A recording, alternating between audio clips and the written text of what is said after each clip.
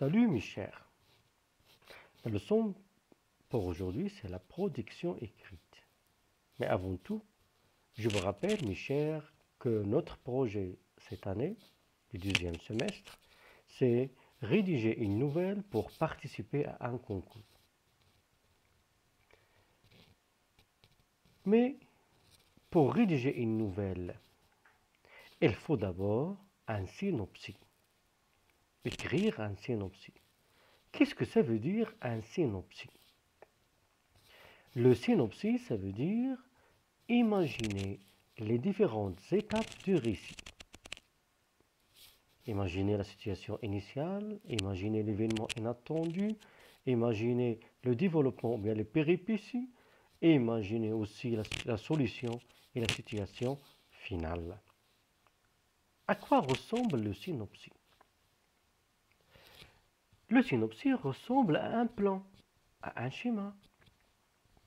Par exemple, l'ingénieur, avant de construire une maison, il dessine le plan. Alors, notre cas ici est pareil. On va tout d'abord écrire un synopsis et à la lumière de ce synopsis, on va rédiger notre nouvelle. C'est pour cela, dans cette leçon de production écrite, on va voir 3 synopsis et aussi 3 nouvelles qui correspondent à ces 3 ou bien qui ont été écrites à la lumière de ces synopsis. Alors, voilà la première partie de la production écrite. Dans cette première partie, on va voir le premier synopsis. Observons bien. Ça a été le projet de ma classe. Rédiger une nouvelle pour participer à un concours. Le titre qu'on a choisi à cette nouvelle, Une nuit horrible dans la rue. Et toujours lorsqu'on écrit une nouvelle, il faut penser à des valeurs qu'on va véhiculer, des valeurs ou bien des morales.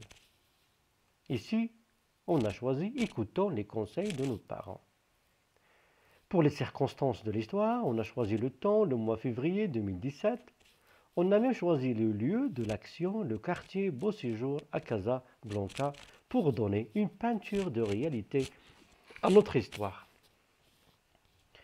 Maintenant, la structure et aussi la structure de la nouvelle qu'on a écrite et aussi le synopsis qu'on a proposé. Pour la situation stable ou bien l'état initial, on a choisi le personnage principal, c'est un enfant qui vivait avec sa famille au quartier Beau Séjour à Casablanca. Comme tous les autres enfants, il aime jouer dans la rue. Sa maman le conseille toujours de ne pas s'éloigner de la demeure.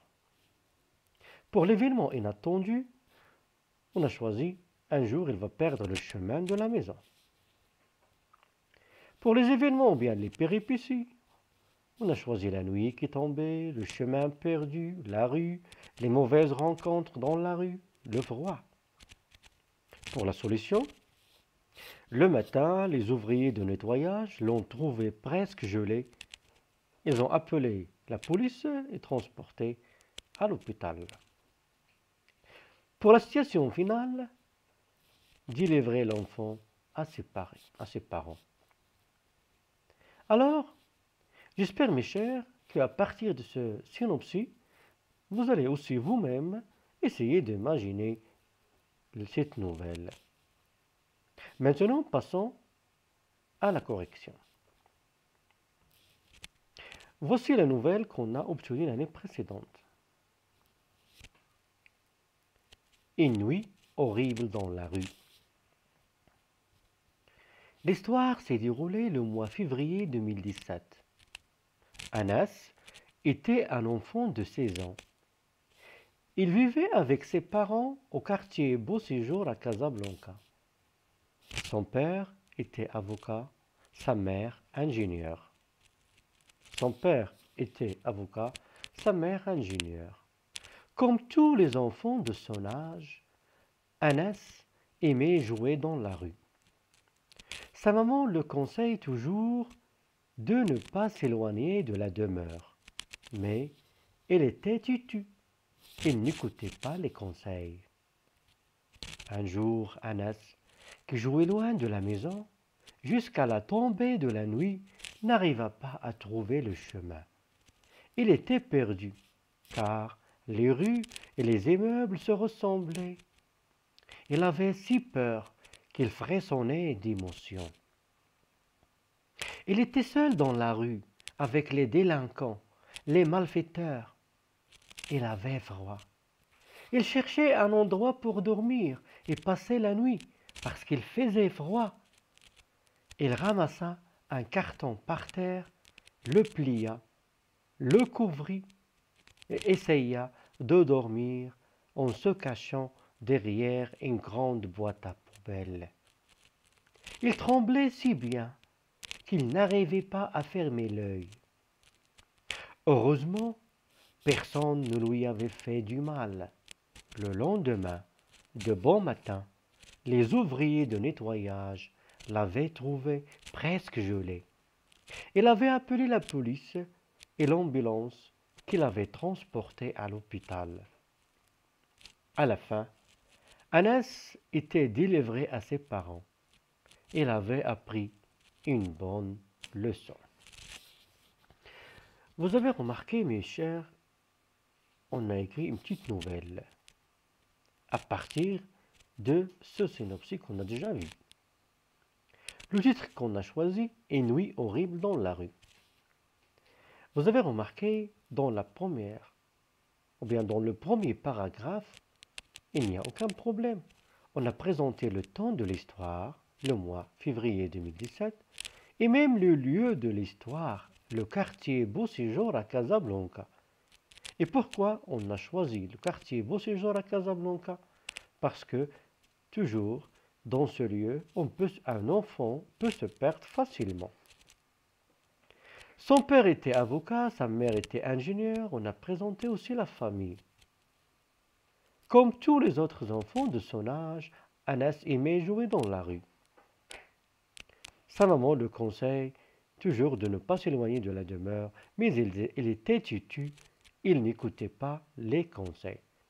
La première remarque, si vous avez remarqué que la plupart du verbe dans le premier paragraphe étaient conjugués à l'imparfait.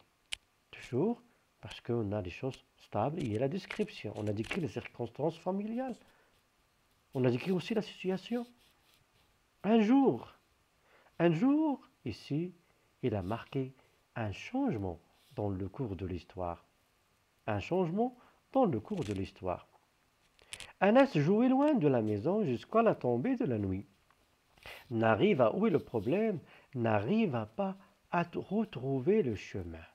Il était perdu, car les rues et les immeubles se ressemblaient.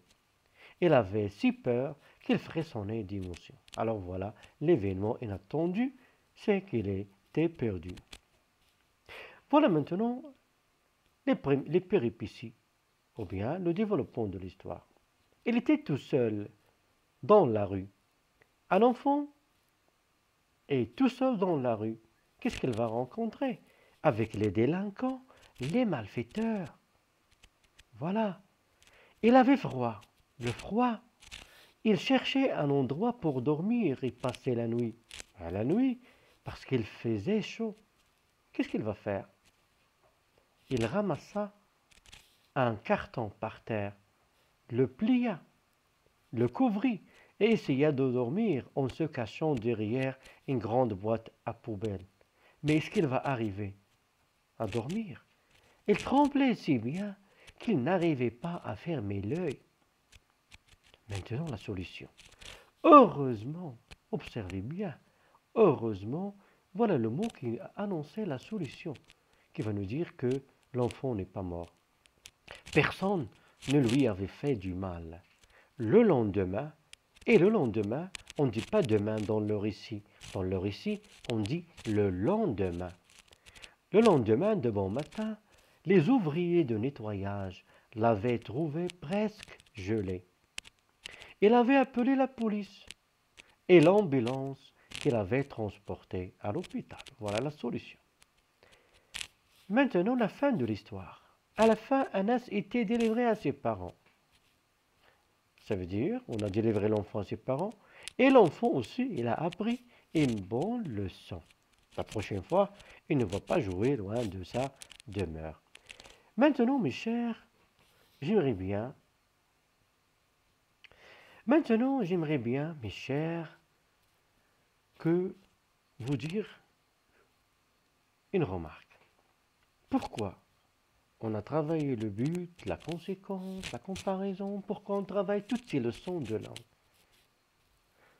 On les travaille parce qu'on a besoin d'exprimer la conséquence, la cause, le but, la comparaison, la concession lorsqu'on écrit. Ça veut dire dans la production écrite. C'est pour cela, j'aimerais bien qu'on relève aussi des expressions qu'on a travaillées dans ces récits. On va commencer par le premier paragraphe. L'histoire s'est déroulée le mois février 2017. Anas était un enfant de 6 ans. Il vivait avec ses parents au quartier Beau Séjour à Casablanca. Son père était avocat, sa mère ingénieure. Comme tous les autres enfants de son âge, Anas aimait jouer dans la rue. Qu'est-ce que vous remarquez ici qu'est-ce qu'on a exprimé? Ça veut dire, Anas, elle ressemble aux autres enfants de son âge. Ici, il y a la comparaison. Sa maman le conseille de ne pas s'éloigner de la demeure. Mais elle était têtue. Mais il y a l'opposition. Et on a ici l'opposition entre deux phrases. Sa maman le conseille de ne pas s'éloigner de la demeure. Anas était têtu. Qu'est-ce que ça veut dire têtu? Ça veut dire il fait ce qu'il veut, il n'écoute pas les conseils. Alors voilà la concession. Anas, qui jouait loin de la maison jusqu'à la tombée de la nuit, n'arriva pas à retrouver le chemin. Il était perdu. Pourquoi il était perdu?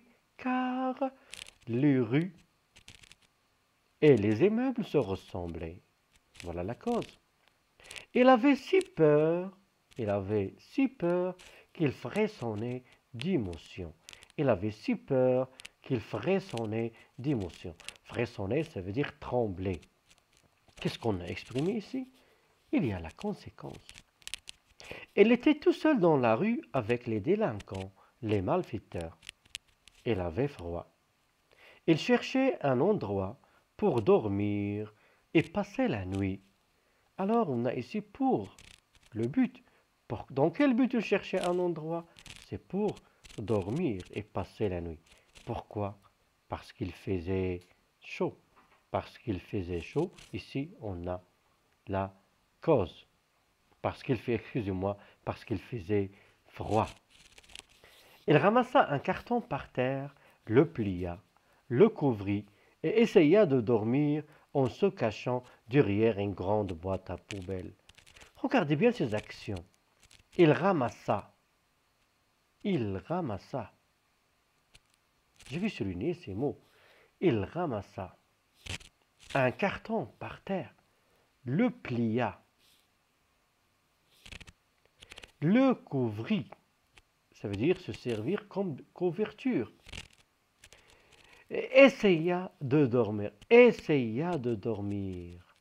Qu'est-ce que vous remarquez ici? Il y a une succession des actions brèves. C'est pour cela que les verbes sont conjugués au passé simple, en se cachant derrière une grande boîte à poubelle. Il tremblait si bien qu'il n'arrivait pas à dormir. Il tremblait si bien qu'il n'arrivait pas à dormir, ou bien qu'il n'arrivait pas à fermer l'œil. Qu'est-ce qu'on a ici? On a la conséquence. Heureusement, personne ne lui avait fait du mal. Le lendemain, de bon matin, les ouvriers de nettoyage l'avaient trouvé presque gelé. Il avait appelé la police et l'ambulance qu'il avait transporté à l'hôpital. La fin, Anas était délivré à ses parents. Il avait appris une bonne leçon. Alors j'espère, mes chers, que vous avez compris le rôle des leçons de langue et aussi de communication. C'est tout ça, il doit être abouti dans une production écrite. J'espère, mes chers, que vous avez compris. Je vous invite à découvrir le deuxième synopsis dans la deuxième le sang.